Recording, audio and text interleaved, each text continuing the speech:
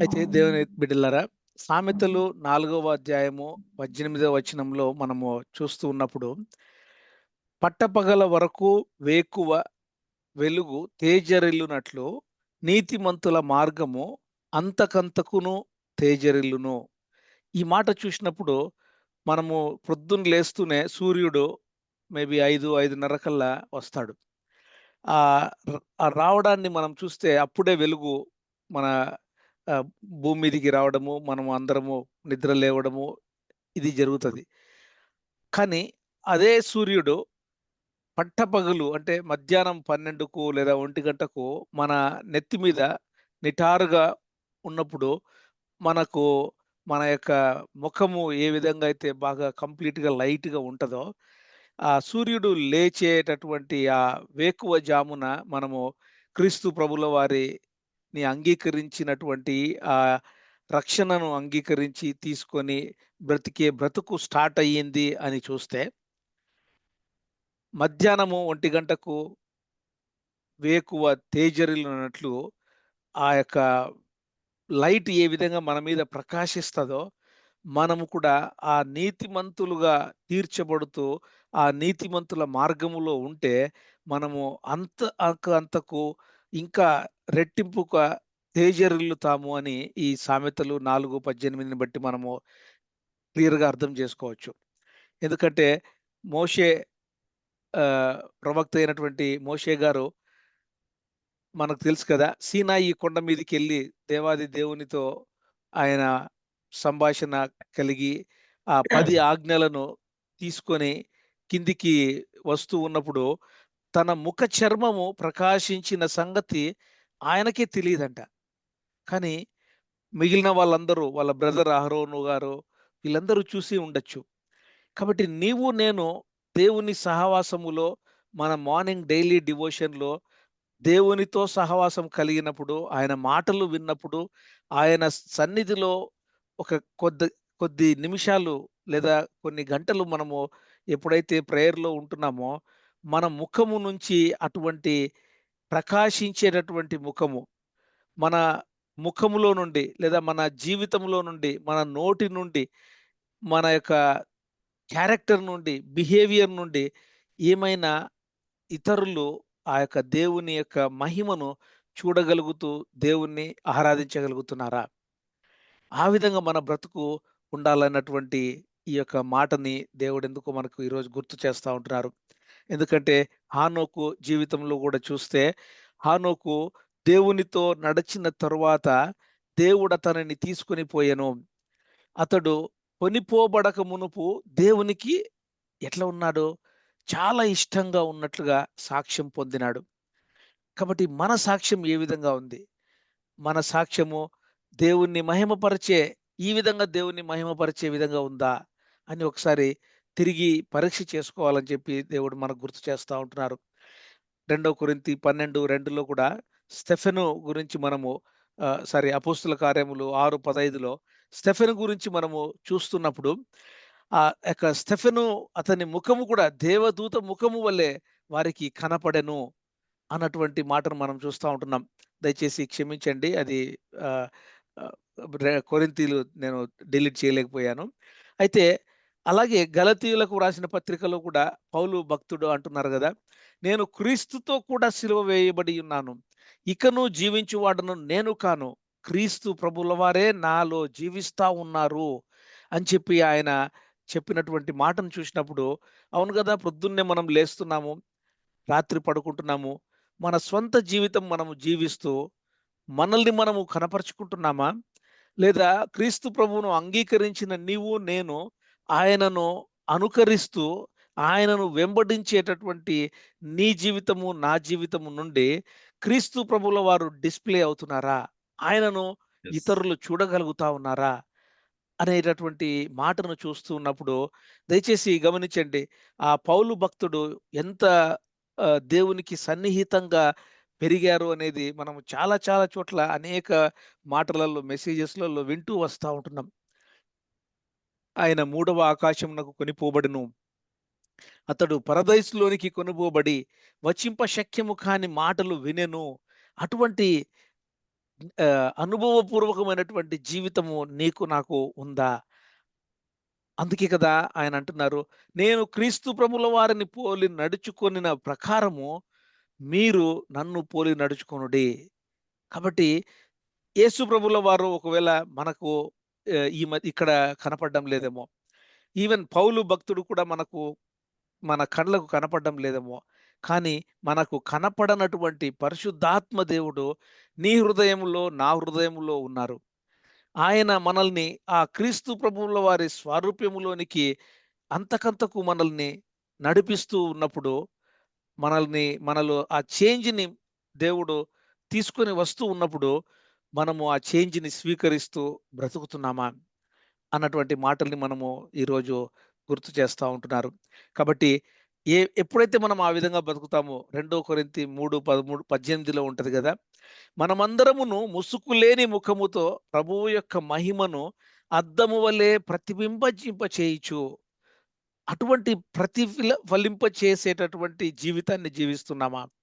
ఎప్పుడైతే అటువంటి జీవితము జీవించాలని ఆశపడతామో, ఇంటెన్షనల్‌గా అంటే అదే పనిగా పని కట్టుకొని ప్రొద్దున లేచినప్పటి నుంచి నేను క్రీస్తు ప్రభువుల వారిని పోలి నడుచుకోవాలి. క్రీస్తు ప్రభుల వారిని అనుకరించి నడుచుకోవాలి. ఆయనను నేను ఈ దినము చూపించాలి అని చెప్పి మహిమ నుండి మహిమకు, అధిక మహిమకు మనము ఎదుగుతూ ప్రభువగు ఆత్మ చేత ఆ పోలికగానే మార్చబడుతున్నామా అని దేవుడు మరి ఒకసారి ఈ యొక్క మాట ద్వారా మనల్ని హెచ్చరిస్తా ఉంటున్నారు. ఎందుకంటే గురి ఒకవేళ చూడలేకపోతే గమ్యం చేరలేము. మనకంటే ముందుగా అనేక మంది దైవ భక్తులు గమ్యము చేరారు. ఒకవేళ మన కళ్ళ ముందర చూస్తే ఈ ఈ ఈ మధ్య కాలంలో కొంతమంది చూసి ఉండొచ్చు. 'భక్త సింగ్' గారి గురించి. ఆయన, ఆయన జీవించాడు, జీవించి, చూపించి వెళ్లారు. కొన్ని ఆయనలో ఆయనలో మనము గమనించిన కొన్ని విషయాలు మన జీవితాలలో కూడా ఎందుకు ఉండకూడదు? ఏదో ఆయన గురించి చెప్పుకోవడం కాకుండా క్రీస్తు ప్రభుల వారి గుణగణాలు మనలో ఏ విధంగా అయితే డిస్‌ప్లే కావాలంటే, మనము మనసును ఏ విధంగా మార్చుకొని బ్రతకాలి అని, ఇంకా కొంచెం ఇంటెన్షనల్‌గా అంటే అదే పనిగా పనిగట్టుకొని మనము బ్రతుకుతే ఎంత బాగుంటదని, దేవుడు ఈ సహవాసంలో ఇటువంటి మెసేజెస్‌ని మనకిస్తూ ఉన్నందుకు, ఆ యొక్క మెసేజెస్‌ని మనం ఊరికే ఏది విననట్లు ఉండకుండా ఈ దినము కొన్ని రుజువులు లేదా కొన్ని సాక్ష్యాలు లేదా కొన్ని ఆధారాలని మనము అదే పనిగా పని కట్టుకొని మన జీవితములలో మనమే వాటిని ఇవి జరుగుతున్నాయా అని మనము చూస్తూ ఎందుకంటే మీరు ఒకసారి స్కూల్లో గమనిస్తే పిల్లలందరూ స్కూల్లో చాలా గోలగోలగా ఉంటారు. కానీ ఒక్కసారి టీచర్ వస్తున్నాడు అని ఆ బయట నుంచి ఎవరన్నా పిల్లోడు అరిచాడంటే మొత్తం క్లాస్ అంతా చాలా సైలెంట్ అయిపోతది. కదా! ఆ విధంగా ఒకవేళ మన జీవితాలు, మన కుటుంబాలు, మన యొక్క సహవాసాలు లేదా మన సంఘాలలో మనము ఆ విధంగా మెలుగుతూ ఉంటే క్రీస్తు ప్రభుల వారు అక్కడ ఉన్నారు అని మనము గమనించినప్పుడు ఎంత జాగ్రత్తగా ఉంటాం. ఒకవేళ నువ్వు టీచర్‌గా ఒక క్లాస్ రూమ్‌లోకి వెళ్ళేటప్పుడు నిన్ను గమనించినటువంటి ప్రజలు లేదా నీ యొక్క తోటి విశ్వాసులు లేదా నీ నెయిబర్స్ నీ యొక్క ఇరుగు పొరుగు వాళ్ళు ఆఫీస్‌లో నీ యొక్క తోటి ఆహ్, పనిచేసే వాళ్ళేమైనా అటువంటి జీవితాన్ని గమనించగలుగుతా ఉన్నారా? ఓహ్! ఆ బ్రదర్ వస్తున్నాడు. మనము ఒకవేళ మూవీస్ ఏమన్నా చూస్తున్నామేమో, లేదా ఏదన్నా తప్పుడు పని జేస్తున్నామేమో, ఓహ్! ఆ బ్రదర్‌కి ఇష్టం లేదు. ఆ బ్రదర్ వస్తున్నాడు అని జెప్పి పరిశుద్ధతను నేను ఒకవేళ ఆ ప్రాంగణంలోకి తీసుకువెళ్ళగలిగినప్పుడు, అక్కడుండే పాపపు కార్యాలు ఆగిపోతా ఉన్నాయా? లేదా మనమే ఇంకా పాపంలో ఏమన్నా ఇరుక్కుపోయి అటువంటి చేంజ్‌ని ఆ యొక్క పరిశుద్ధతతో కూడినటువంటి అట్మాస్ఫియర్‌ని నేను తీసుకురాలేక అట్లా తీసుకురాకుండా ఇంకా పాత జీవితాలలోనే జీవిస్తా ఉంటున్నామా? అన్నటువంటి ఈ దినము ఒక 10 రుజువులు లేదా సాక్ష్యాలు, ఒక ఆధారాలుగా, కొన్ని నమూనాలుగా మనము చూసుకోవాలని చెప్పి ఈరోజు నేను కోరుకుంటా ఉన్నాను. ఇంకా నేనేమైనా పాపంలో ఉంటున్నానా? ఎందుకంటే 1 యోహాను 1:6లో కూడా మనం చూస్తా ఉంటున్నాం గదా! ఆయనతో కూడా సహవాసము కలవారమని. మనము ఆయనతో సహవాసం చేయాలని ఇష్టపడతా ఉన్నాము. సహవాసం చేస్తా ఉన్నాము. కానీ ఒకవేళ ఇంకా పాపంలో ఏమైనా ఉన్నామా? మనమేమైనా అబద్ధం చెప్తూ సత్యమును జరిగింపకుండా ఉంటున్నామా? ఒకటో యోహాను 3:9లో ఉంటది గదా! ఎవరైతే క్రీస్తు ప్రభుల వారిలో ఉంటారో వాడు పాపము చేయడు, పాపము చేయజాలడు అన్నటువంటి మాటను. అయినా కూడా ఒకవేళ పాపంలో చేస్తా ఉంటే, ఇంకా ఎట్లా మనం క్రీస్తు ప్రభుల వారి రాకడలే ఎత్తబడతాం? ఎట్లా క్రీస్తు ప్రభుల వారి స్వారూప్యంలోనికి మనము మార్చబడతాం? మనం మార్చబడలేం కదా! కాబట్టి ఇంకా ఒకవేళ ఏదైనా తెలిసి తెలియనటువంటి లేదా ఒక అలవాటులో ఉన్నటువంటి పాపం ఏదైనా ఉంటే, అక్కడి నుంచి మనము బయటికొచ్చేసి ఒప్పుకొని ఆజ్ఞాతిక్రమమే పాపము. అయితే దానిని ఒప్పుకొని విడిచిపెట్టువాడు వర్ధిల్లుతాడు అనే మాటను మనం గుర్తు చేసుకుంటూ, మనము వాటిని విడిచిపెట్టి ఇంకా అభివృద్ధి చెందేదానికి, వర్ధిల్లేదానికి ఏమైనా పూనుకుంటామా అని చెప్పి దేవుడు నాతో కూడా మాట్లాడుతా ఉంటున్నారు. ఆ విధంగా నేను దేవునికి హృదయపూర్తిగా విధేయుడునిగా ఉంటున్నానా అని మరి ఒకసారి మనం చెక్ చేసుకుంటూ, ఆ హృదయపూర్తి విధేయతను మనము దేవుని పట్ల, దేవుని దగ్గర కనపరచాలని 1 యోహాను 2:3లో కూడా నేను దేవునికి హృదయపూర్తిగా విధేయుడుగా ఉంటున్నాను అన్నటువంటి ఆ యొక్క మాటల్ని మనమేమన్నా గుర్తు చేసుకొని, ఆయన ఆజ్ఞలను మనము గైకొని, ఆయన మాట చొప్పున మనము బ్రతుకుతా ఉంటున్నామా? ఎందుకంటే ఎవరైతే ఆయన చిత్తాన్ని జరిగిస్తారో, ఎవరైతే ఆయన మాట చొప్పున జీవిస్తారో, వాళ్ళు మాత్రమే నిరంతరము అంటే పరలోకంలో ఆయనతో ఉంటారు అన్నటువంటి మాటను మనము 1 యోహాను 2:17లో చూస్తా ఉంటున్నాం. కాబట్టి దేవుని చిత్తాన్ని ప్రొద్దున లేచినప్పటి నుంచి రాత్రి పడుకునేంత వరకు, అయ్యా! నేను మీ చిత్తము జరిగించకుండా దయచేసి నన్ను నేను పక్కకు దొర్లిపోకుండా దయచేసి కాపాడమని మనము దేవుణ్ణి అడుక్కుంటూ, అయ్యా! మీ చిత్తం ఏంటో నాకు చెప్పండి. మీ చిత్తాన్ని మాత్రమే నేను జరిగించాలని ఇష్టపడుతున్నాను అని ఒక ప్యాషనేట్ లైఫ్‌గా మనము కలిగి, ఆయన చిత్తాన్ని జరిగించే వారముగా ఉంటే ఎంత బాగుంటది. మన స్వచిత్తాన్ని ఎందుకంటే మనల్ని మనము ఎప్పుడైతే చంపుకుంటామో, క్రీస్తు ప్రభుల వారు మనలో జీవించగలుగుతారు. మనల్ని చంపుకోకుండా మనము దేవుని చిత్తాన్ని జరిగించాలనే ఆశ లేకుండా బ్రతుకుతే అది మన సొంత బ్రతుకు బ్రతికిన వారమైతాం. సొంత బ్రతుకు బతుకుతే ఈ భూమి మీద బతుకుతామేమో. కానీ ఫరెవర్ పరలోకంలో గూడా ఎంటర్ అయ్యి ఆయనతో బ్రతకగలుగుతామా? ఆయనతో బ్రతకాలి అంటే మనకి 3 శత్రువులున్నారు గదా! ముగ్గురు. సైతానుడు, ఈ లోకము, ఈ రెండిటికంటే మన సెల్ఫే చాలా ఒక పెద్ద బద్ధ శత్రువుగా మనకు కనపడతా ఉంటది. మన యొక్క ఫ్లెష్ అంటే ఇంతవరకు మనం సాక్ష్యాలు వింటా ఉన్నాం కదా! ఒక్కొక్కసారి దేవుడు యొక్క కార్యము జరిగించే దానికి మనము దేవుని యొక్క సహనాన్ని కూడా ఒక్కొక్కసారి ఆహ్, మనము కొద్ది కాలము సమయము అలాగా గడుపుతామేమో.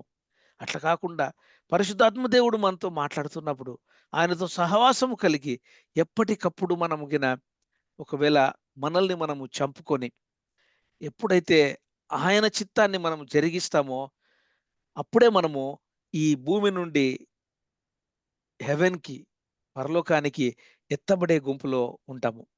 ఎందుకంటే దేవుని చిత్తము అనేది పాత నిబంధన గ్రంథంలో అంత ఎక్కువగా కనపడదు కానీ, క్రొత్త నిబంధన గ్రంథంలో కనీసము 25 సార్లు ఉంది.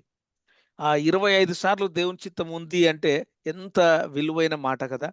కాబట్టి ఆయన ఇష్టమును, ఆయన చిత్తాన్ని, ఆయనను సంతోషపెట్టే జీవితము జీవిస్తూ, ఆయనకు మహిమను తెచ్చే జీవితాన్ని మనం జీవిస్తూ ఎప్పుడైతే బ్రతుకుతామో, అప్పుడు మనము మన యొక్క ఈ వరల్డ్‌లీ ప్లెజర్స్ నుంచి ఈ యొక్క ఇంకా దేవుడిని యొక్క గాడ్స్ పర్మిసివ్ విల్ నుంచి కూడా మనము దేవుని యొక్క పర్ఫెక్ట్ విల్ అంటే ఇంకా సాక్షాత్తు దేవునికి ఏది ఇష్టమో అది చేయగలిగే జీవితం లోపలికి మనము వెళ్ళి అటువంటి జీవితాన్ని జీవించగలుగుతాము అని దేవుడు మరొకసారి గుర్తు చేస్తా ఉంటున్నారు.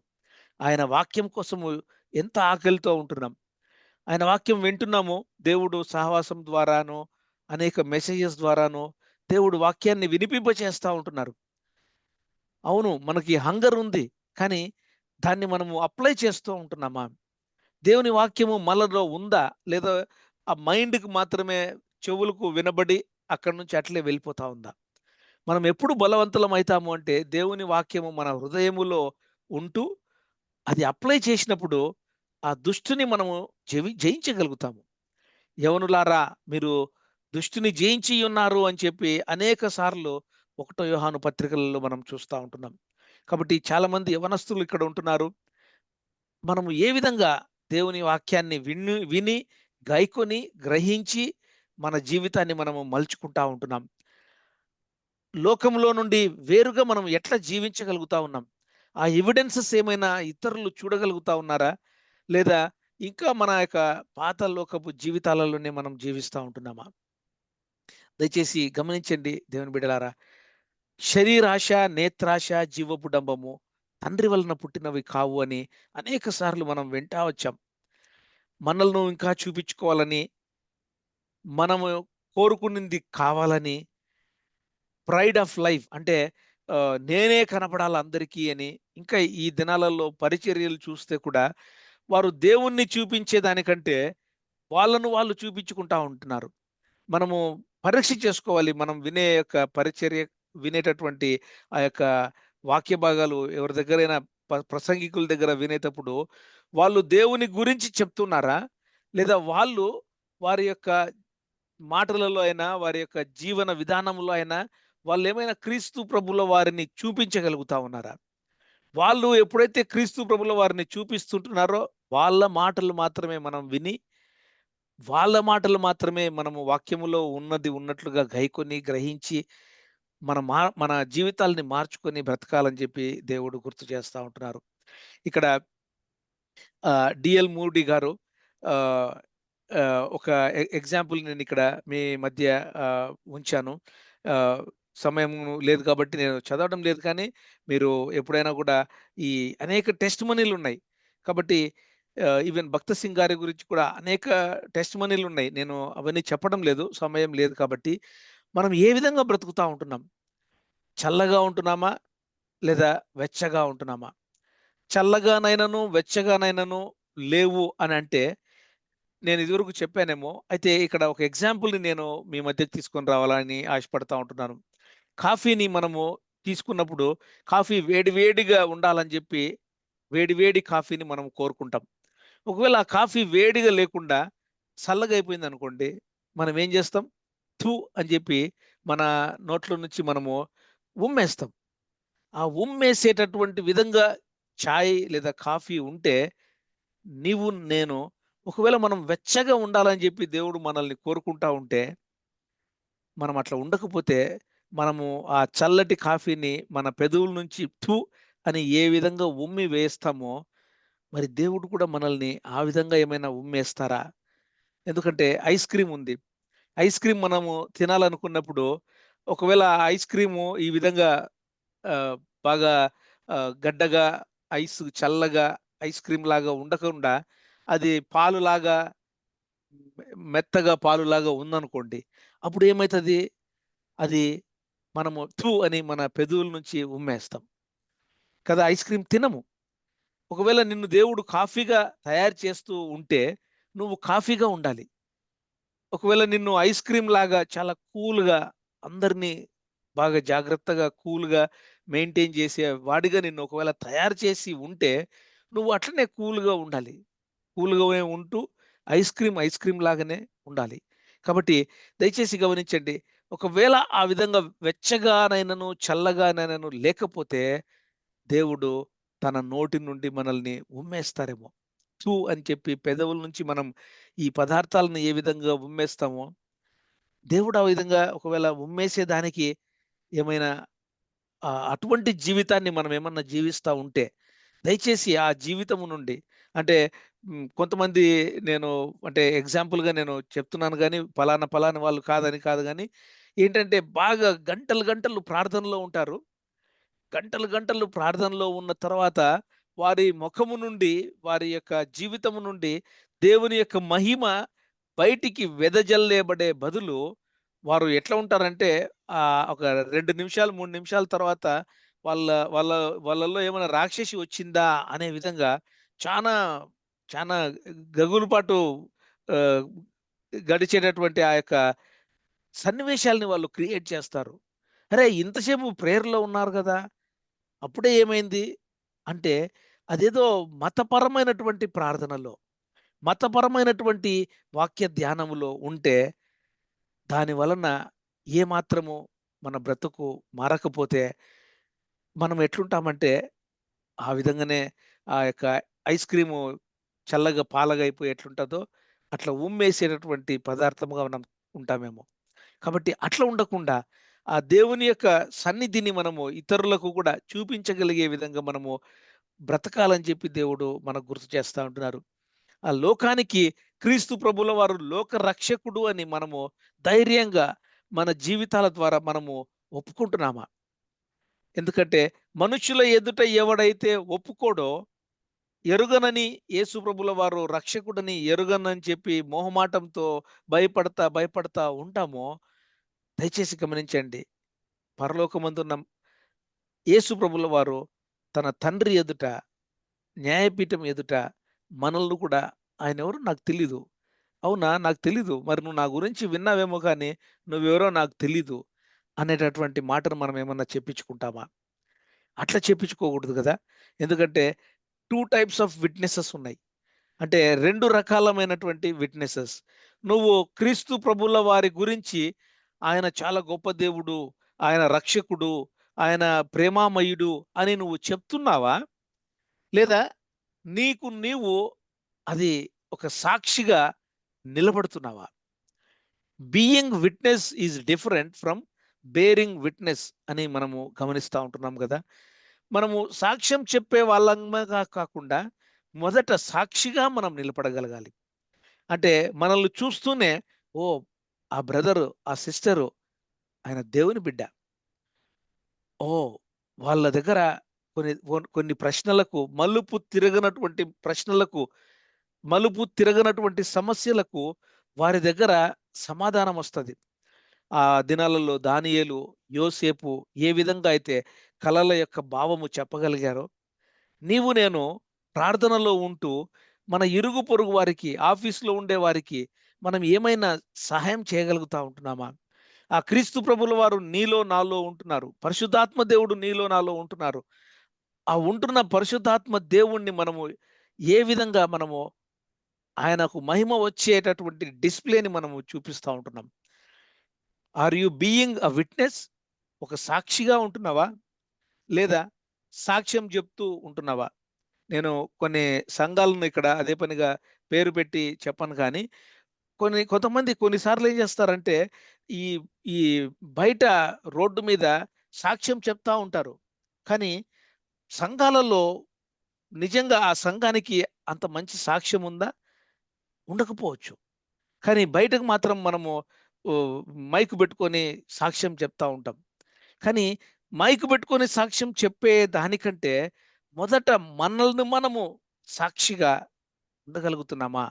మన సహవాసము ఓహ్! వాళ్ళు పలానా సహవాసానికి వెళ్తున్నారు.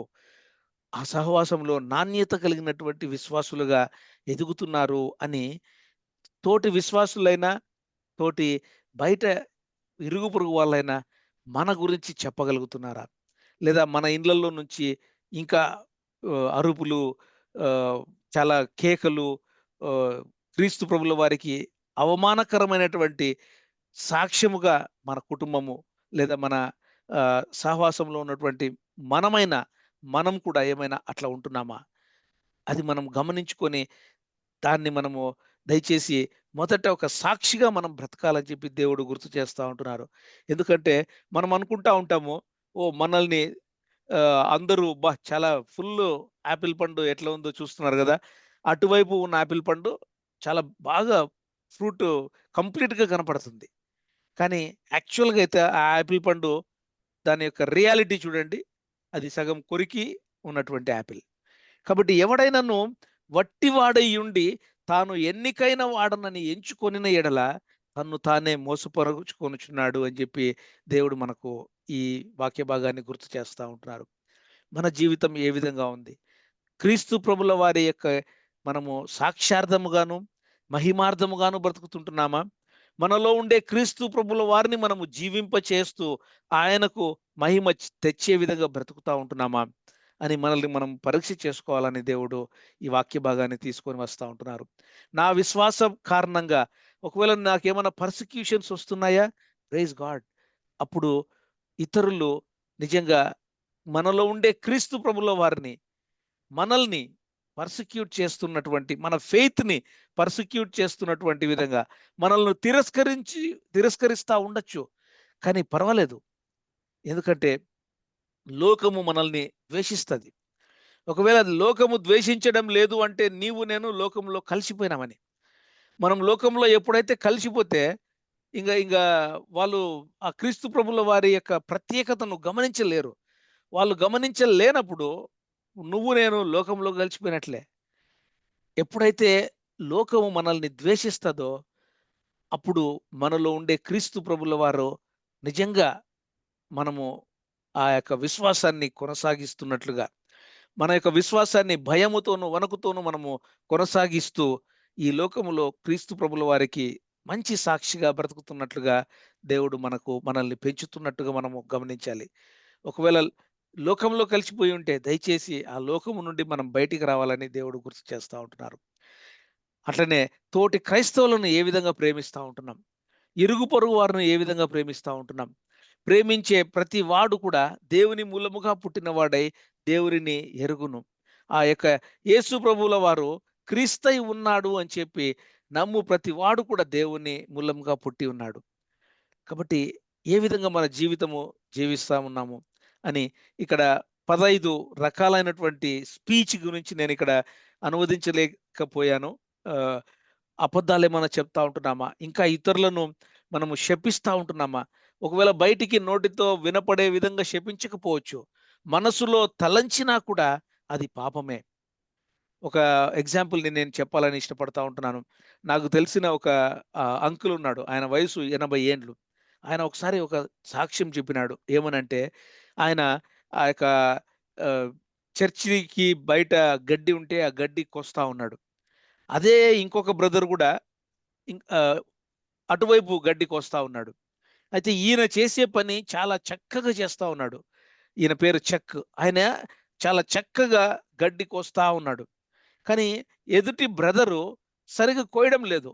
ఏదో కొయ్యాలంటే కొయ్యాలి గదా! అని జెప్పి కోస్తా ఉన్నాడు. ఈయనకి కోపమొస్తా ఉంది. కోపమొస్తా ఉంది.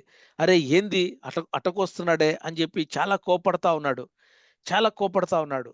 వెంటనే ఆహ్, ఆ బ్రదరు చేసేటటువంటి ఆ పనితనాన్ని ఈ బ్రదరు చెక్ అనే బ్రదరు జడ్జి చేస్తూ వెంటనే తన మనసులో ఏంది అట్లా కోసేది అని చెప్పి అతన్ని మనసులో తిట్టుకోవడం స్టార్ట్ చేస్తాడు. ఆ తిట్టుకోవడం స్టార్ట్ చేసినప్పుడు వెంటనే పరిశుద్ధాత్మ దేవుడు నువ్వు చేస్తున్న పనేంటి? నువ్వేమో చర్చి పని అని చెప్పి, దేవుని పరిచర్య అని చెప్పి గడ్డి కోస్తా ఉన్నావు. కానీ ఆ గడ్డి కోస్తూ ఒక పక్క నీ మనసులో ఇంకొక బ్రదర్ గురించి ఎంత చెడు ఆలోచన నువ్వు కలిగి ఉన్నావు అని చెప్పి వెంటనే ఆ పరిశుద్ధాత్మ దేవుడు ఆ చెక్ బ్రదర్‌కి ఆ మెలకువలను ఎప్పుడైతే గమనించి ఇచ్చారో వెంటనే ఆ బ్రదరు చెక్ అనే ఆయన పరిగెత్తుకుంటూ వెళ్ళి ఆ ఎదుటి బ్రదర్‌కు బ్రదర్ సారీ, సారీ అని చెప్తాడు. అరే! ఎందుకు సారీ చెప్తున్నావు? ఏమి అంటే, లేదు లేదు. మీరు కోసే విధానాన్ని బట్టి నా మనసులో నేను మిమ్మల్ని చాలా చెడుగా అనుకున్నాను. కానీ దేవుడు నాతో ఇట్లా మాట్లాడినాడు అని అన్నప్పుడు వాళ్ళిద్దరూ నిజంగా చాలా గొప్ప స్నేహితులై విశ్వాసములో ఒకరికొకరు సహాయం చేసుకుంటూ ఒకరినొకరు ఈ విధంగా గాసిప్ లేకుండా, స్లాండరింగ్ లేకుండా, కంప్లెయినింగ్ లేకుండా, ఆర్గ్యుమెంట్స్ లేకుండా, ట్రయాంగులేటింగ్ అని ఎనిమిదోది ఉంది గదా! దాని గురించి ఒక మాట చెప్పాలని ఇష్టపడతా ఉన్నాను. ఇద్దరు ఎవరైనా కొట్లాడుకుంటూ ఉంటే, మూడో వ్యక్తి నేను ఒకవేళ విని దాన్ని వాళ్ళ యొక్క కాన్‌ఫ్లిక్ట్‌లోకి, వాళ్ళ యొక్క విరోధంలోకి వాంటెడ్‌లీ వాళ్ళ దగ్గరికి బోయి ఈ పక్క తెలుసుకొని, ఆ పక్క తెలుసుకొని, అది తీసుకొని బోయి, ఇంకొకరికి జెప్పి, ఇంగ ఇట్లా జేసుకుంటా ఉండే దాన్ని ట్రయాంగులేటింగ్ అని అంటారు. అటువంటి పరిచర్యలో అంటే పరిచర్య అంటున్నాను, సారీ అండి. అటువంటి పనిలో నీవు నేను ఏమన్నా తెలిసి తెలియక మనము కాలం పబ్బం గడుపుతా ఉన్నామా? ఫ్లాటరింగ్, బ్లాస్ఫెమింగ్, హేస్టీ అంటే ఇతరులంటే సరిపోనితనం ఉంటది. అగాపే ప్రేమను మనము అప్లై చేయకుండా, ఎక్సర్సైజ్ చేయకుండా, మనకు వాళ్ళంటే సరిపోని తనముతో వాళ్ళను తక్కువ అంచనా వేసి, వాళ్ళను మనము చాలా నీచముగా మనము చూడ్డము, తక్కువగా మనము లుక్ డౌన్ చేయడము, మనల్ని మనము బోస్ట్ చేసుకోవడము, అటువంటి పనులలో మనమేమన్నా మన జీవితాన్ని జీవిస్తా ఉంటున్నామా? ఆ విధంగా మన పలుకు ఏమైనా ఉందా అని 15 టైప్స్ ఆఫ్ ఈవిల్ స్పీచ్‌ని ఇక్కడ నేను ఉంచాను. కానీ క్రైస్ట్ లైక్ అంటే క్రీస్తు ప్రభువుల వారి స్వారూప్యములో ఉండగలిగే నీవు, నేను మన స్పీచ్ ఏ విధంగా ఉండాలి అనంటే ఎడిఫయింగ్, ఇతరులను ఎంకరేజ్ చేసే విధంగా, గ్రేషియస్ మాటలు, సీజన్డ్ విత్ సాల్ట్ అంటే ఉప్పు వేసినటువంటి మాటగా, ready to give a defence అంటే ఇతరులు ఒకవేళ ఒక తోటి విశ్వాసి గురించి వేరే వాళ్ళు ఎవరైనా చెడుగా చెప్పినప్పుడు, లేదు లేదు బ్రదర్, ఆయన అట్లా కాదు అని నువ్వేమైనా డిఫెండ్ చేస్తున్నావా? ఇవాంజలిస్ట్‌గా, థాంక్‌ఫుల్‌గా, గ్రేస్‌ఫుల్‌గా, జెంటిల్‌గా, రెస్పెక్ట్‌ఫుల్‌గా, క్షమిస్తూ, ఇతరులను ఎంకరేజ్ చేస్తూ, హానెస్ట్‌గా, అడ్మానిషింగ్‌గా క్రీస్తు ప్రభుల వారిని స్తుతింపచేసేటటువంటి మన యొక్క ఆరాధన, మనము సహవాసంలో లేదా సంఘంలోనే కాకుండా మన ఆరాధన మనము నిజంగా మన జీవితము ద్వారా కూడా మన ఆరాధన దేవుడేమైనా దేవునికి ఏమైనా మనము చెందింపగలిగి చేస్తా ఉంటున్నామా అని ఈ 15 types of evil speech, 15 types of Christ like speech, క్రీస్తు ప్రభుల వారి పోలికలో మనం నడుచుకున్న వారముగా ఉంటే ఇటువంటి రుజువులు మన జీవితాలలో నుండి వెదజల్ల పడతా ఉన్నాయా, లేవా అని చెప్పి దేవుడు మనకు మరొకసారి గుర్తు చేస్తా ఉంటున్నారు. ఎనిమిదవదిగా, పరిశుద్ధాత్మ దేవుని ఆదరణను పొందుతూ, ఆయన సన్నిధానమును మనము అనుభవిస్తూ, ఆయన మనల్ని సమస్త జ్ఞానమునకు మించిన దేవుని సమాధానాన్ని మనకు దేవుడు ఇస్తా ఉంటే, పరిశుద్ధాత్మ దేవుడు దాన్ని అనుభవిస్తూ, అటువంటి హృదయము మనము కలిగి, మన తలంపులను మనము దేవుని యొక్క ఆధీనములో మనము ఆయన కావలిగా ఉండేటట్లుగా మనము బ్రతుకుతా ఉంటున్నామా? ఎందుకంటే ఆయన ఆజ్ఞలను మనం ఎప్పుడైతే గైకుంటామో, ఆయన దృష్టికి ఎప్పుడైతే మనం ఇష్టముగా చేస్తామో, అప్పుడు కదా మనం ఏం అడిగినా కూడా దేవుడు మన ప్రేయర్స్‌కి ఆన్సర్ చేస్తారు. కాబట్టి కానీ క్రిస్టెండమ్‌లో చూస్తే చాలామంది విశ్వాసులు చాలా మంచి మంచి భక్తిగా కనపడతారు. ఆ భక్తిని కనపరుస్తారు. ప్రార్థనలు చేస్తారు, ఆరాధన చేస్తారు. క్రమం తప్పకుండా సంఘానికి వెళ్తారు, సహవాసముకు వెంటారు. తర్వాత పరిచర్యల్లో గూడా చాలా బిజీగా పాల్గొంటారు. కానీ వాళ్ళ జీవితాలలో చూస్తే ఫైర్ ఉండదండి. ఎందుకు అంటే మతపరముగా పెరుగుతా ఉంటారు. ఒకవేళ నీవు నేను ఆ మతపరమైనటువంటి భక్తిని మనం కనపరుస్తున్నామా? క్రీస్తు ప్రభుల వారి యొక్క సాక్షాత్తు ఆయన గుణగణాలను మనము కనపరుస్తూ మనం బ్రతుకుతా ఉంటున్నామా? పరిశుద్ధాత్మ దేవుని యొక్క ఆ అగ్నితో కూడినటువంటి ఆ బ్రతుకు మనం బ్రతుకుతూ ఉన్నట్లయితే, మనము ఇతర ప్రజలను క్రీస్తు ప్రభుల వారి సన్నిధానానికి మనము ఆకర్షించే వారంగా ఉంటున్నామా? మంట ఎక్కడన్నా చలికాలము మంట పెడితే, ఆ మంట దగ్గరికి అందరూ వచ్చి చలి కాసుకోవాలని ఆశపడతారు గదా! ఆ విధంగా ఒకవేళ లోకంలో నీ యొక్క ఆఫీస్‌లో ఇరుగు పొరుగు వారి మధ్య ఏదైనా కొంచెము ఆహ్, పరిస్థితులు బాగలేకపోతే, నువ్వు నీలో ఉండేటటువంటి పరిశుద్ధాత్మ అగ్నిని ద్వారా ఆ యొక్క అందరూ దగ్గరికొచ్చి ప్రాబ్లమ్ సాల్వ్ చేసే విధంగా నీవు నేను ఉంటున్నామా?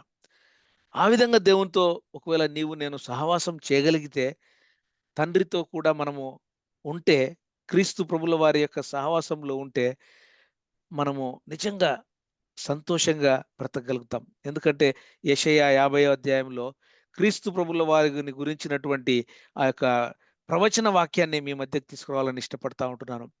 అలసిన వానిని మాటల చేత ఊరడించు జ్ఞానము నాకు కలుగునట్లు శిష్యునికి తగిన నోరు యెహోవా నాకు దయచేసి ఉన్నాడు.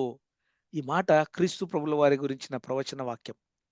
శిష్యులు వినునట్లుగా నేను వినుటకై ఆయన ప్రతి ఉదయమున నాకు వినుబుద్ధి పుట్టించి ఉన్నాడు.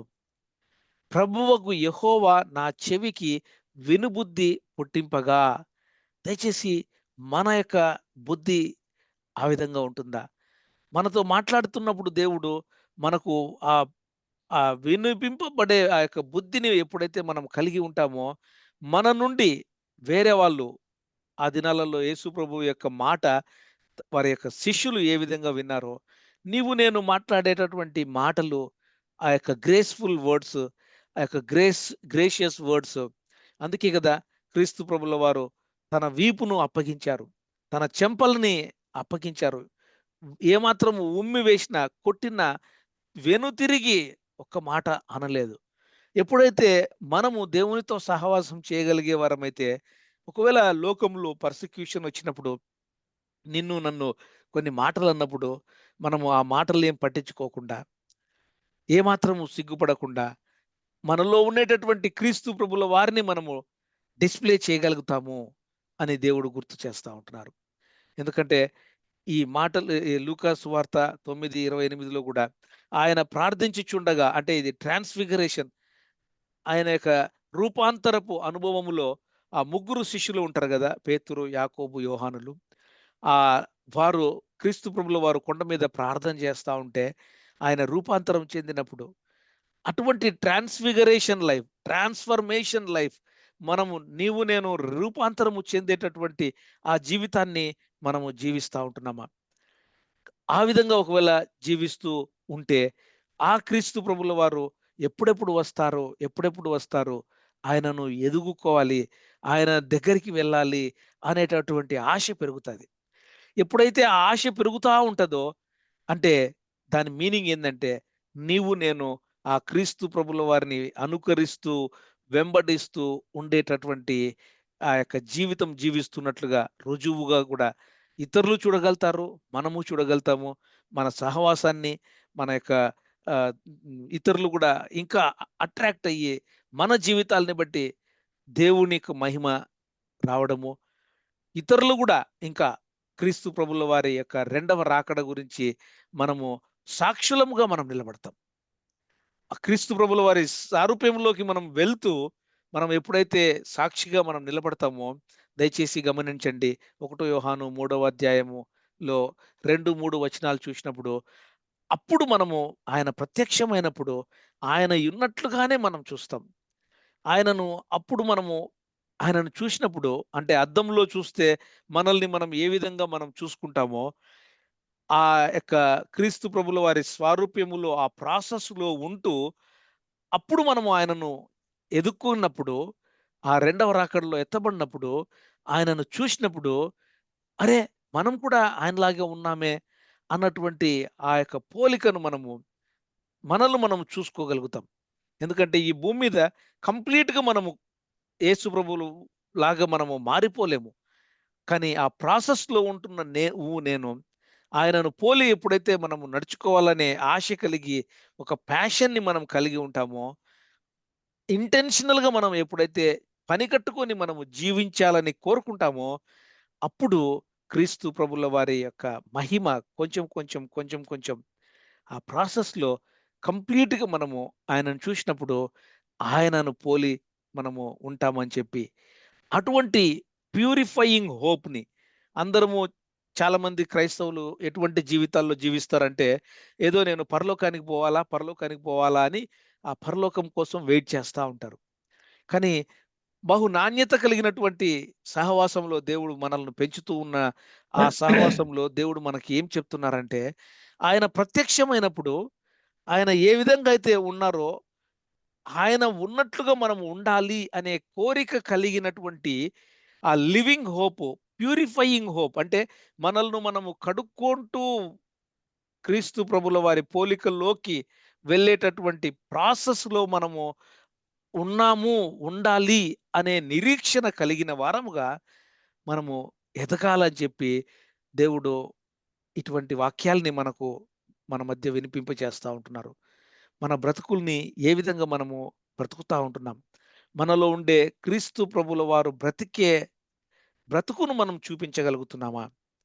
ఆ ప్యూరిఫయింగ్ హోప్ అంటే మంచి సజీవమైనటువంటి నిరీక్షణ. ఇదిగో పౌలు ఏ విధంగా చెప్పాడో, నేను కొన్ని కొన్ని విషయాలలో క్రీస్తు ప్రభుల వారిని పౌలును పోలి వాక్య భాగంలో ఉన్నది ఉన్నట్లుగా బ్రతుకుతూ నన్ను చూసి నెక్స్ట్ జనరేషన్ వాళ్ళు గూడా బ్రతకగలిగే ఆ సుమ మార్గము, ఆ మంచి మార్గాన్ని మనమేమైనా వేయగలుగుతా ఉంటున్నామా? ఆ విధంగా వేయాలని చెప్పి దేవుడు మనకు ఈ యొక్క వాక్య భాగాల్ని తీసుకొని వస్తా ఉంటున్నారు. కాబట్టి మనము 10 అంశాల్ని మనం చూసాం.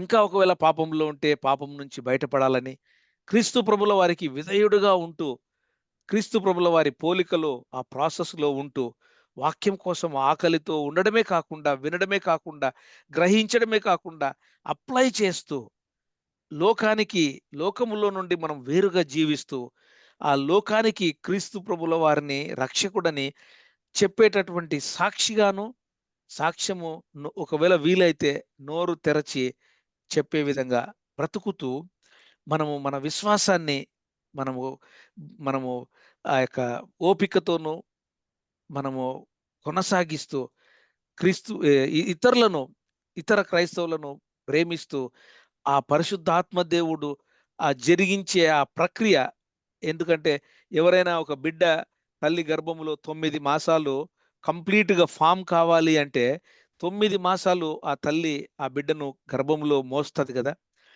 అదే విధంగా నీవు నేను జీవిస్తున్న ఈ కొద్ది కాలము పరిశుద్ధాత్మ దేవుడు ఆ విధంగా ఫార్మ్ చేస్తా ఉన్నారు. ఆ ఫార్మ్ చేసే ఆ పరిశుద్ధాత్మ దేవునికి అనుకూలంగా ఉంటున్నామా? లేదా ప్రతికూలంగా ఉంటున్నామా? ఈల్డ్ చేస్తున్నామా ఆయనకి? ఆయన చెప్పిన విధంగా మనము, ఓహ్! అవును కదా! పరిశుద్ధాత్మ దేవుని మెలకువల్ని మనము వెంటనే తూచా తప్పకుండా పాటిస్తూ, దేవుణ్ణి సంతోషపెట్టే జీవితమును కలిగి, దేవునికి మనము మహిమను తెచ్చే విధంగా ఉంటున్నామా అని మరొకసారి దేవుడు మనకు ఈ యొక్క వాక్య భాగాల్ని మన